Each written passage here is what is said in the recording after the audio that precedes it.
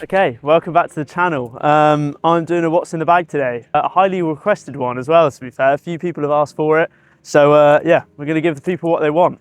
I would just like to say, before I get started, I'm under kind of no equipment sponsor or anything like that. So if I'm using it in my bag, it's because I like it and it works well for me. So I'm not under any obligation of anybody. If people want to get in touch, then feel free. I would never say no, but yeah, right, let's get started. We'll start off with the wedges. I go 60 degree, 54, 50 in the SM9, and the shafts are the Dynamic Gold S400s. I'm going to be honest, these are absolutely battered, but I've been using this shaft and these wedges since really I can remember. So I am really due an upgrade. SM9, like I've been using these, I think the 50 and 54 I've been using for like 2 years. And I mean, yeah, they're battered. I mean, like, yeah, they're absolute torch. The 60, I probably have used a year less than these two, but this is a V grind and I'm not entirely sure how much bounce it's got on it because well, it doesn't say because it's a Wedge Works. I was lucky enough to be given this by one of my good friends. I never really used the V grind before. I was mainly either a T grind or an M grind. And basically the V grind is just like the happy medium between the two. It's got a pretty sharp front edge, which is great off tight lies and links courses. And then also, like you'll see as well, it's got quite a lot of sole relief. So it's the best of both worlds. 60 degree, that's probably one of my favorite clubs to use around the greens. Then from there, going on into the irons, I'm playing the Strixon ZX7s. I play them 4 to pitch and wedge, straight through, no combo set, no nothing. Pretty much standard lofts. I think the 7-iron comes in at about 33 degrees, which may be a little strong. The main reason I switched to the Strixon is the V sole on them. So it's quite a thin sole, but actually it's got quite a sharp leading edge and it's got a decent bit of bounce on there as well. Because I'm pretty steep into the ball and it kind of just helps me get through the turf a little bit. And kind of since using them, I literally would never really play a different iron. I absolutely love them. And the way that the head's designed, the CG is a little bit more forward, so it helps me get a little bit more penetrating ball flight. And it just controls my spin numbers a little bit as well.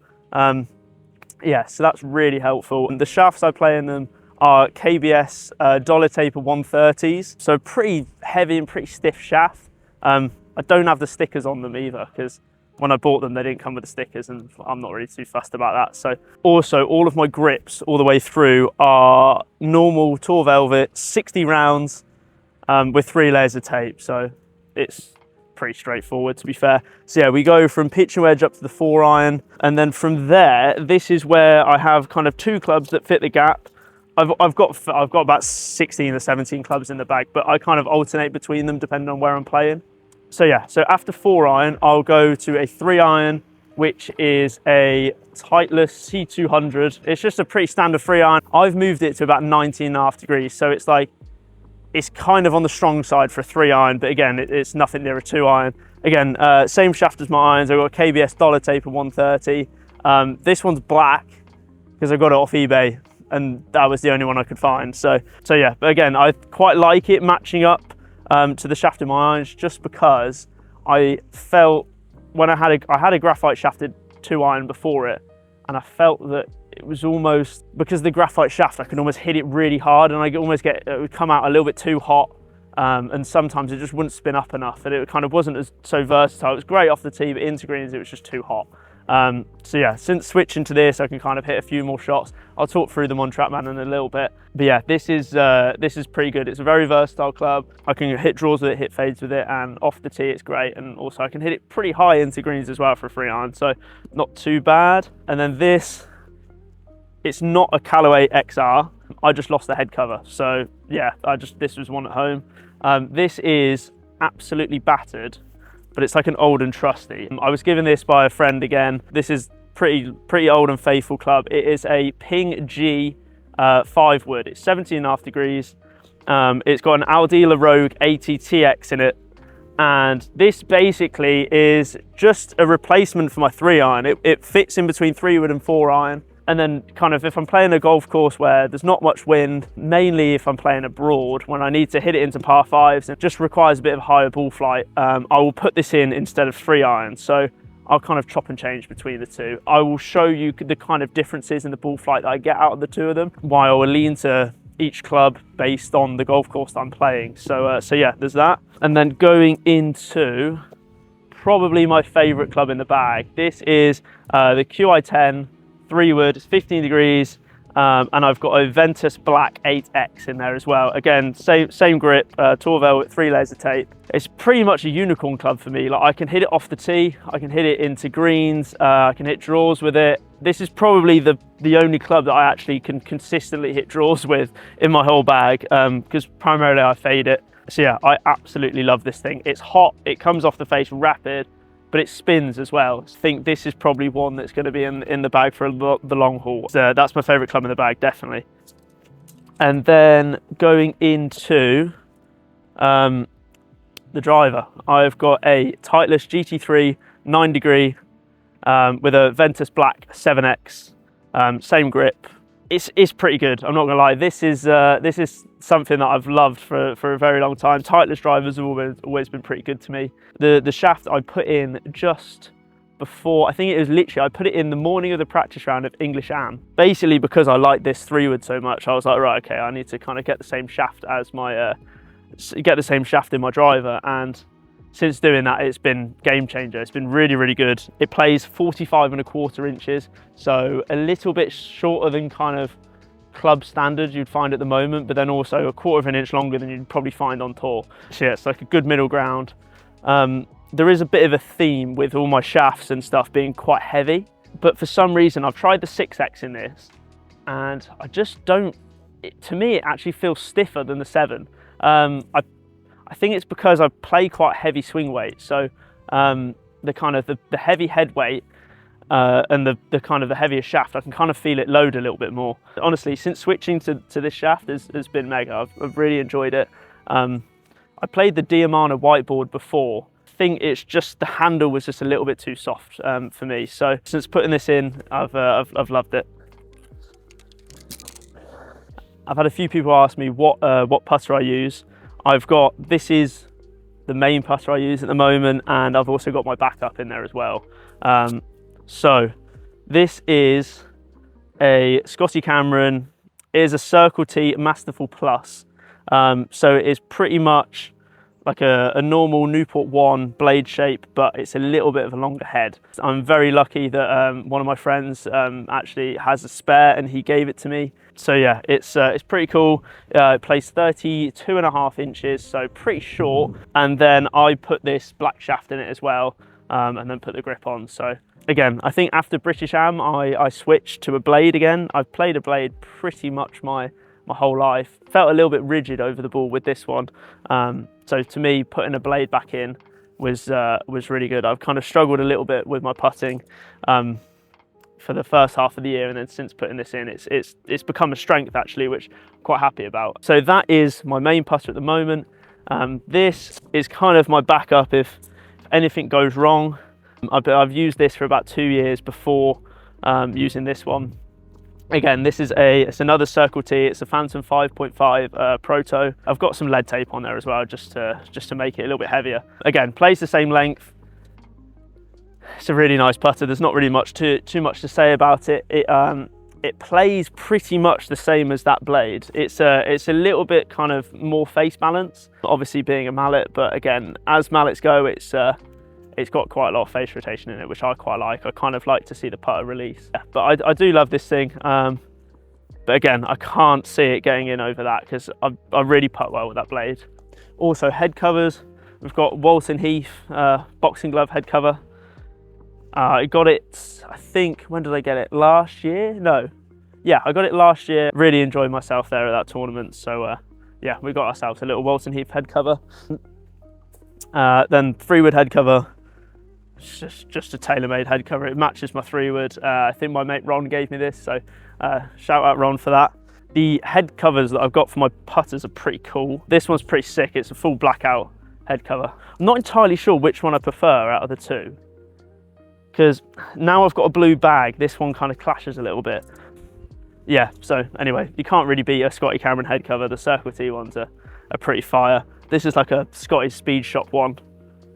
which again is pretty sick. Right, obviously we've got alignment sticks, towel, pretty cool actually. I got it with my name on, so yeah, there's that. Obviously it's a bit awkward because I'm not a pro yet. As for the bag itself, it is the Titleist Players Force Stay Dry.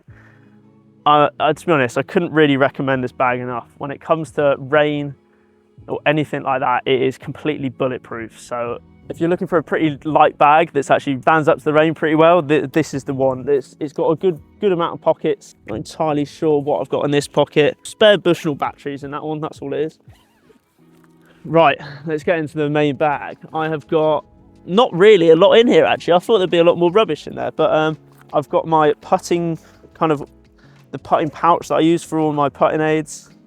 I've got string line, chalk pen, and then just a load of different gates and stuff, which I use mainly for warming up and drills and stuff. So there's that. What else have we got in there? We've got an old Twix wrapper. If you don't know about white Twixes, unbelievable, get yourself on them. That's it for that pocket. In here we've got gloves. Then I've also got my Bushnell. It's a Pro X2. This thing's ancient, like ancient. It weighs an absolute ton. It's pretty much falling apart, I'm not gonna lie. It does have slope on it as well, so it's great for practice rounds. But yeah, there's no need to replace it. It still works somewhat. So yeah, we've got that. And then probably the most important thing in the whole bag is this little brush thing. You've got to be able to clean your clubs before every shot. And yeah, this is pretty important. Love that. Going down into this pocket, we have got balls and tees. And I've also got a little Walton Heath trophy, little kind of tee pouch.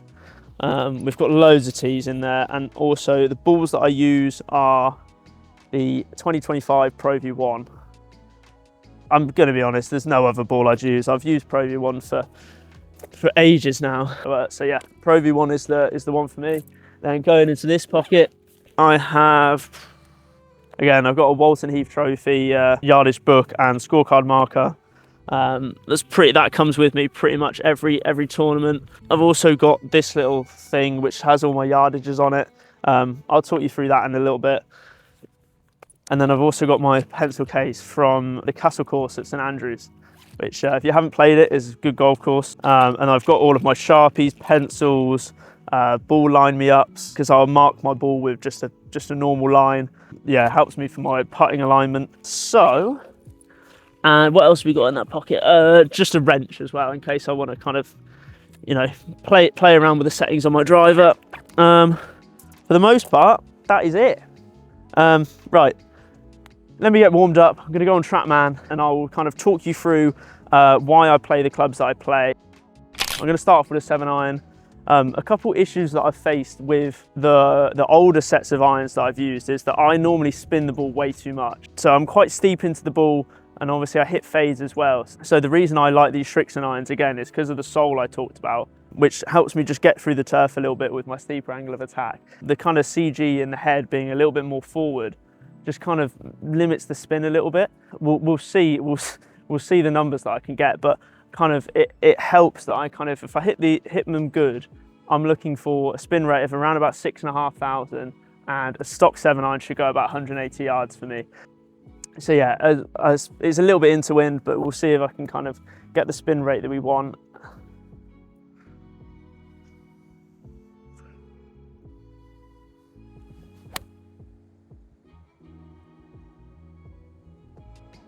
There we go, that wasn't too bad.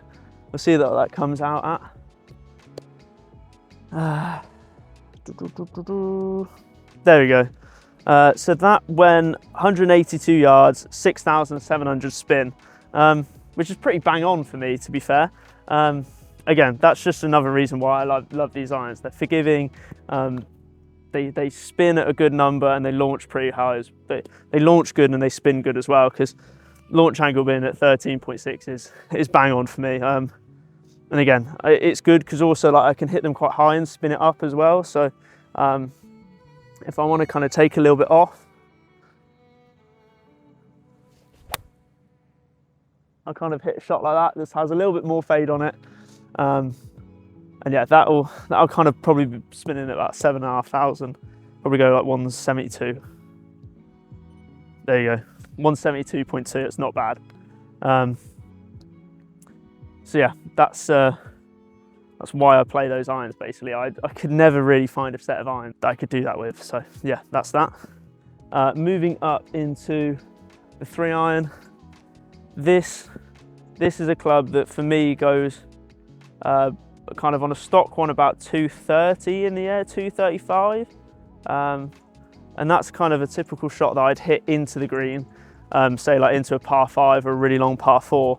And then off the tee as well, if I really stand on one and draw one, I can get it to go like 240 in the air, rolling out to about 260. So it's quite a versatile club. I can hit it off the tee and into the greens. So yeah, that's why I quite like this club. And then it doesn't go too high as well. Being in the UK, it's very windy. Kind of want to keep the ball quite low. So it's a lot of different flight to the 5-wood, which you'll see in a second. So I just hit a stock one here. This is about 235 in the air, hopefully.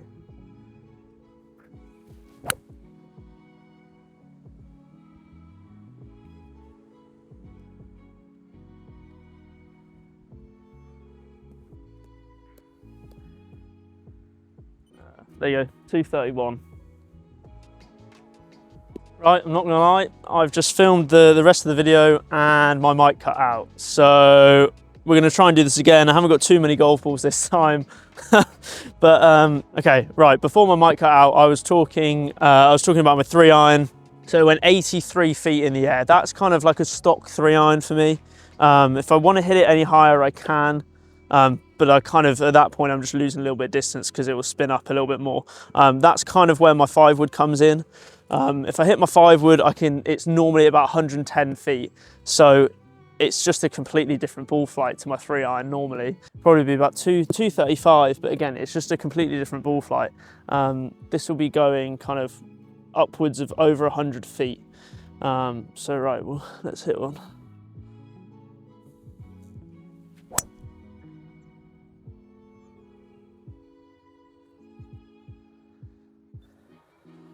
Again, I've hit that okay. I haven't hit that too good. Let's see how far that goes. There you go, 237, and that has gone 114 feet. So it is, again, it's a pretty similar number to the 3-iron, but it's just a completely different ball flight. It's not really much use in the UK, I'm not gonna lie, with how windy it gets here. Which again is why I play 3-iron most of the time. This is gonna be a lot more helpful into par 5s than a 3-iron is, because the greens are going to be firm there and I just wouldn't be able to stop it. So yeah, that is the advantage of having a 5-wood over a 3-iron. So that's kind of why I also alternate between the two. And then moving on to my favourite club, my 3-wood. So this should go about 265 in the air just on a stock one. And then I can also hit this like quite spinny as well if I need to.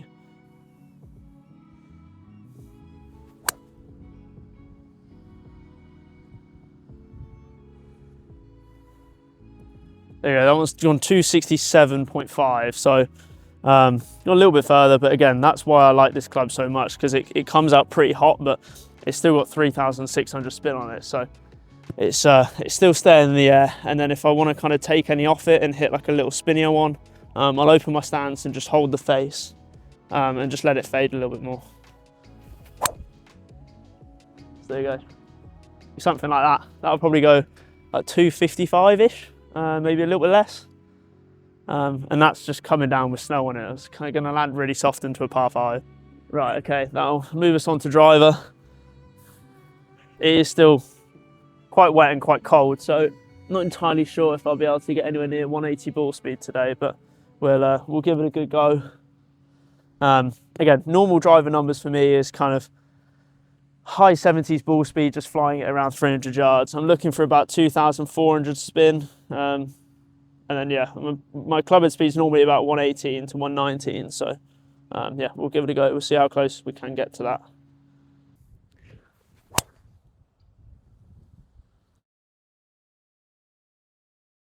We'll see what that comes in at.